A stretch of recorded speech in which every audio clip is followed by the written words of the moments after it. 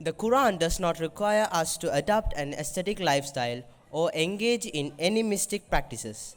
The type of contemplation enjoyed by the Quran is something that anyone can practice at any time. It simply consists of thinking about our present world and beyond, and striving to attain deeper faith and self improvement through it. Indeed, is the creations of the heavens and the earth, and the alternation of the night and the days are signs of those of understanding.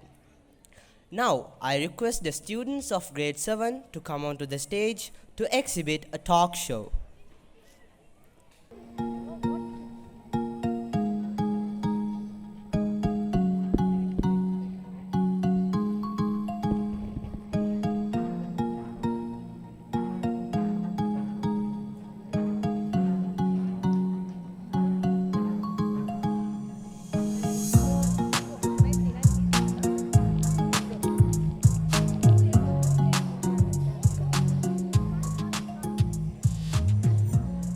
Assalamu alaikum everyone. We'd like to begin the next segment with a short scenario that we'd like you to think about. Let's imagine you are walking down a path with lots of pebbles and stones. Once you saw another stone on the side of the pathway. What would you do with it? Probably nothing. We wouldn't think about it. We just pass it by. Now let's think about if we saw an expensive watch on that same pathway. Of course, we wouldn't just walk over it. We'd stop, pick it up, and maybe look for rightful owner. Why is that we have such different reactions to a watch and a pebble? The watch has been designed, we could say. It serves a purpose, therefore we value it and we want to explore it further. The stone is just merely there. It serves no purpose and has no value. Similarly, I like to use example to the words of the Quran. Many of us see the ayahs of the Quran as pebbles. We don't stop and look at reflect on it. Allah actually repeatedly commands us to stop, to think and to reflect. Allah says, Inna anzalnahu Qur'anan Arabiyyan la'allakum ta'qilun. Indeed, we have sent down the Quran in Arabic, so you are able to think and to reflect on it. Just as the watch has a designer, our Quran has been designed by the Lord of the beaches and earth. How much value in his words. In his ayahs, Subhanallah. In Arabic, ayahs actually have two meanings. The first one being the verses and miracles. The second one refers to signs and science behind Allah's word. It is so important that we use both meanings to understand science behind Allah's words to reach the ultimate goal of being God conscious. To showcase an example of just how we think and reflect, I would like to hand over to my two friends who will discuss a few ayahs with you all and hopefully share some valuable insights.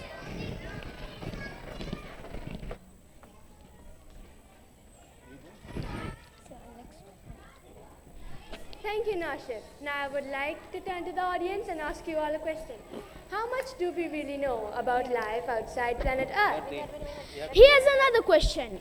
How much do we know about space in general? The skies, the stars, the trees, everything around us has been created and intricately designed. Often in the news, we hear about the possibility of life outside. To what extent is this true? First, we need to understand just how big and vast our universe is.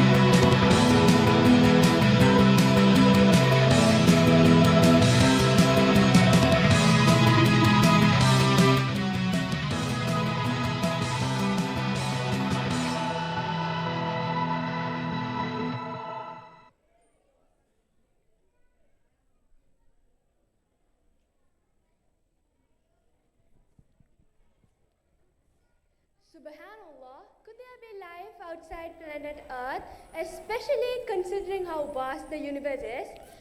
Whenever we have questions about the creation, who do we turn to? The Creator. That's what thinking and reflecting the Qur'an is about. After studying Surah Ash-Shura, ayah number 29, we believe we have found the answer. Allah reveals the following ayah. وَمِنْ آيَاتِهِ خَلْقُ السَّمَاوَاتِ وَالْأَرْضِ وَمَا بَثَّ فِيهِمَا مِنْ دَابَّةٍ وَهُوَ عَلَى جَمْعِهِمْ إِذَا يَشَاءُ الْقَدِيرُ. It literally translates to, among his signs of the creations of the heavens and the earth, and all the living creatures he has scattered throughout them.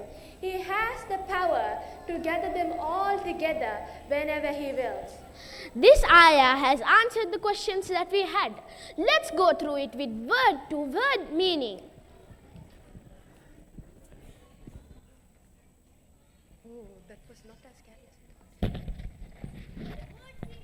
It's so interesting because it means both of them. Allah is talking about the heavens and the earth. What is he saying about the heavens and the earth? He's saying that bassa, scattered. Scattered what? Dabba, living creatures among both of them. Allah is categorically proving the existence of such creatures. Allah also gives us a bigger clue on what sort of life is it. In Arabic, dabba refers to creatures that crawl across the land. They do not fly or swim. They also don't refer to ghosts or jinn. Subhanallah, at the end of the ayah, Allah also says He has the power to bring down them together when He wills. One such interpretation of this ayah is at the day of the judgment, where Allah will bring all life together. Scientists today have found out that magnetite embedded in the meteorite from Mars are arranged in long chains, which they say could have been formed by only once living organisms. Subhanallah. So our question at the beginning was, is there life outside planet Earth? Allah has told us the answer. Yes, there is. وَمِنْ آيَاتِهِ خَلْقُ السَّمَاوَاتِ وَالْأَرْضِ وَمَا بَثَّ فِيهِمَا مِنْ دَابَّةٍ وَهُوَ عَلَى جَمْعِهِمْ إِذَا يَشَاءُ قَدِيرٌ. All the answers are in the Qur'an. It's like an ocean that we cannot merely dip our feet into. We must dive in. We must think and reflect. I would like to now hand over to my other two friends who will discuss another ayah with you. I hope this has left you thinking.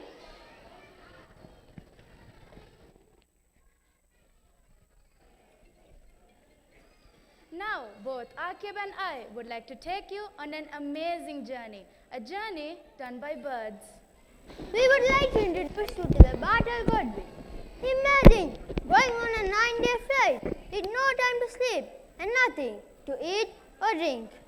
This is the way of the battle godwin from Alaska to New Zealand.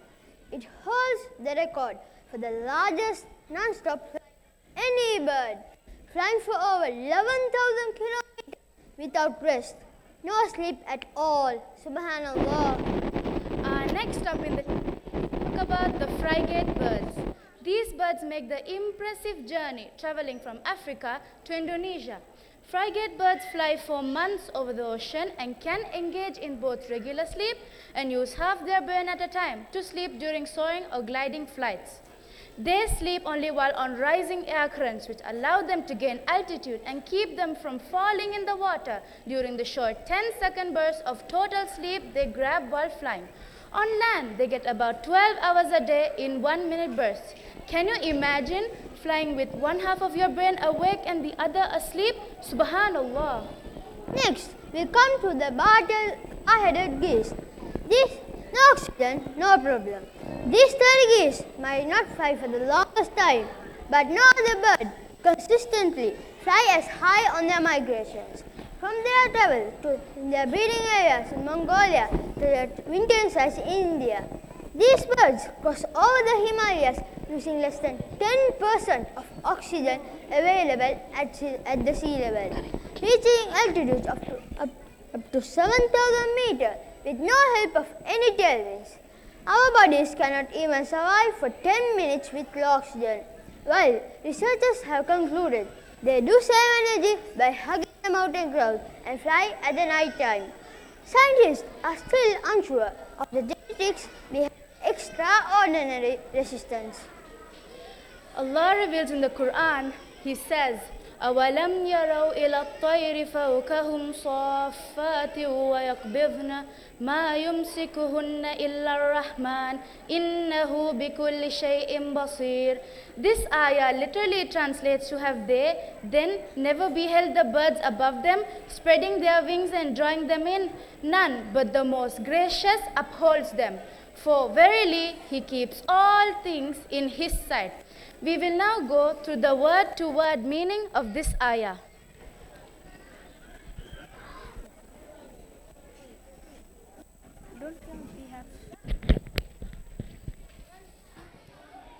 Have you ever stopped and think about their miraculous designs and how they are able to fly, let alone travel such amazing distance?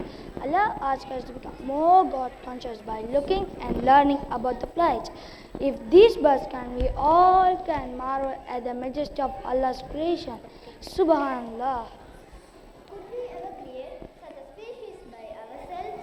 If we all come together, could we even create a single flight? Learning the Qur'an through this lens helps us contextualize Allah's words, make us more aware of Him in His all majesty. When we think and when we reflect, we get to know Allah more and in it, so we can establish a greater connection to Him. Let us not forget this ayah of the Qur'an in Surah where Allah says, كتاب أنزلناه إليك مبارك ليدبروا آياته وليتذكر أولو الألباب. This is a blessed book which we have revealed to you, O Prophet, that they may contemplate its verses and people of reason may be mindful. May Allah allow us to become from those who think and those who reflect, so that we may become closer to Him.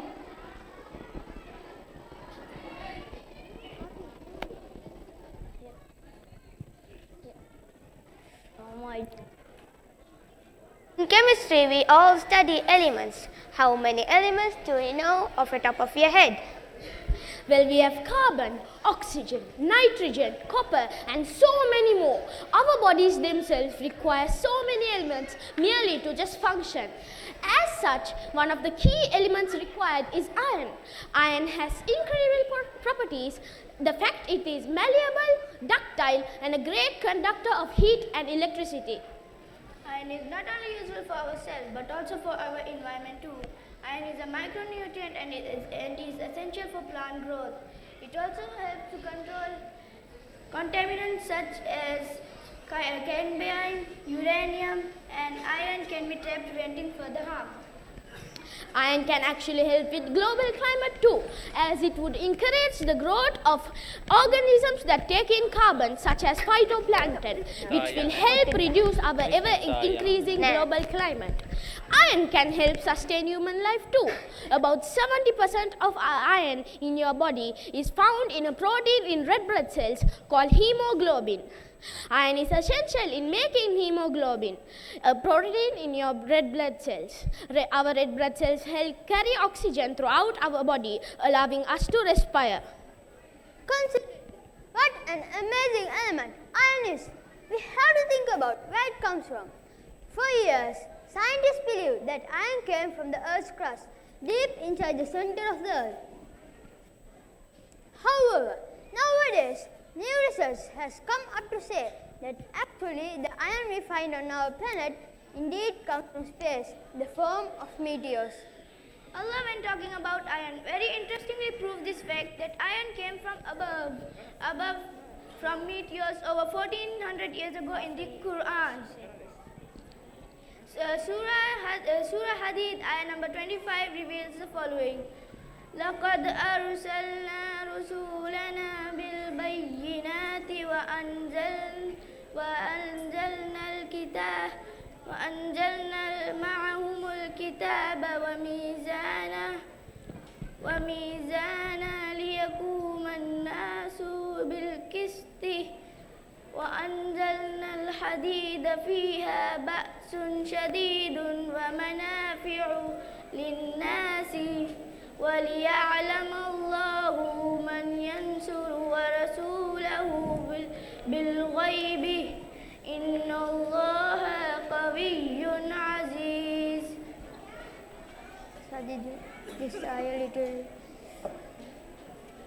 This literally translates to we have already sent our messengers with clear evidence and sent down with them the scripture and balance that the people may maintain their affairs in justice.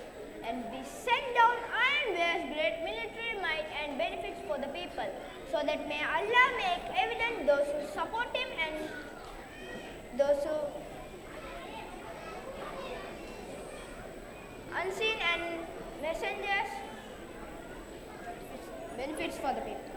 Allah very interestingly uses the word sent down. Things can only be sent down if they come from a place above. Allah doesn't say iron was dug up or raised up.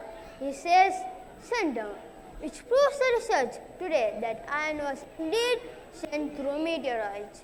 Most of the iron we use today comes from meteors that are thought to be the cause of asteroids that went early in their history.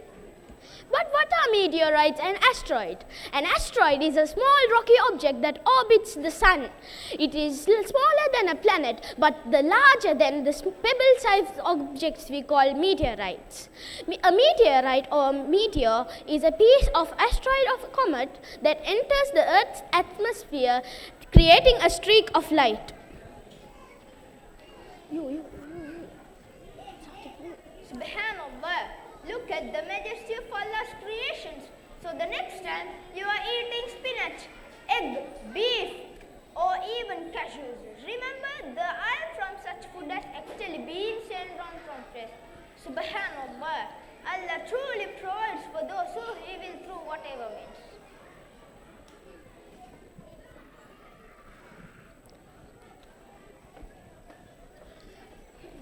We hope you all understand the importance of learning and thinking the Qur'an. So it's not only important but essential. So let's learn the language of the Qur'an today.